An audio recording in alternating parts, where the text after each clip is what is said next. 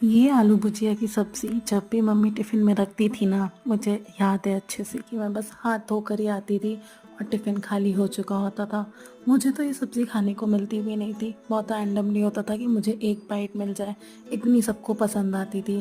जब भी कन्फ्यूज़न होता था कि टिफ़िन में क्या रखना है, this was the always used to go recipe for the tiffin. And not only my friends, घर में भी सबको ये सब्ज़ी इतनी पसंद थी कि एक तरीके से ये डेली बनती ही थी। आलू भुजिया की सब्ज़ी किसको नहीं पसंद होगी। And if you are a typical aloo lover, you have to give it a try.